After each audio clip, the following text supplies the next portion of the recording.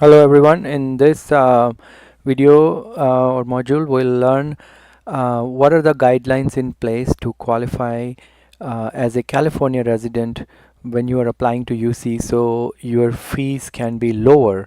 Like I have told you in several other videos, the word California residency does not mean the California residents are US citizens or legal US permanent residents. There are many other categories, as you're going to see in this, which do get qualified as California residents, which results that now if you compare the number of students in UC system who are US citizens or US permanent residents, their number will be even lower because California resident does not equal to US citizen and legal permanent resident. So let's start.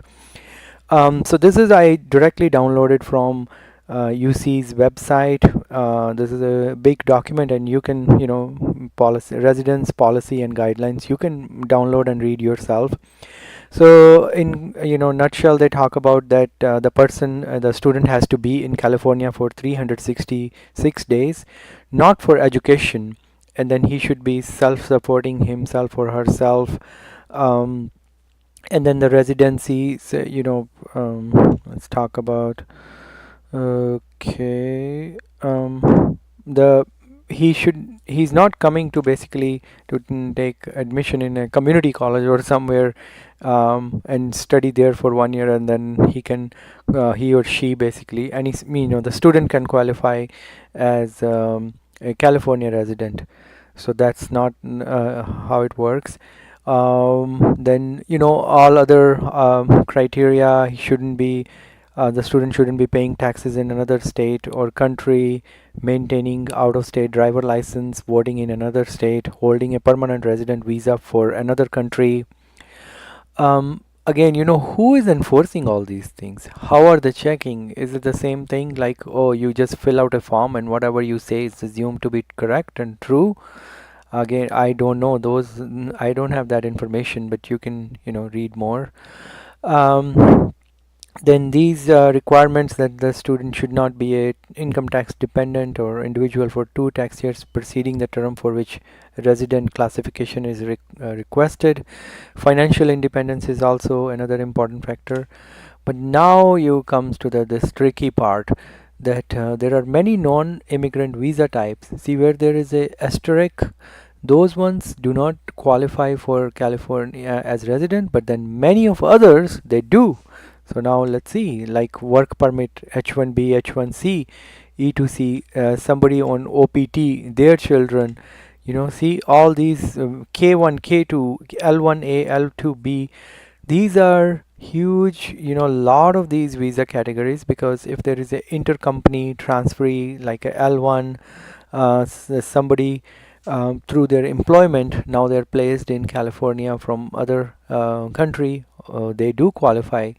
And then H1B, since California has a very large population, so I think they're dependent. Let's see here. H1B does qualify, but I don't know the dependents here. It says H1B dependent spouse, same as principal. So I'm not sure if they qualify, but then if we keep going down, lot of these visa category where you don't see asterisk, they may qualify. Okay, let's see here.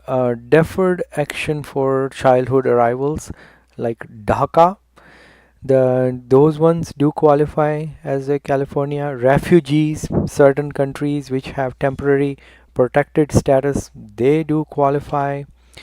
And then how do they calculate? And then this new law, I again not sure who is calculating all these numbers, because this might be very lengthy to establish. Maybe then UCs are just leaving it up to the applicant, however he fills out the application form.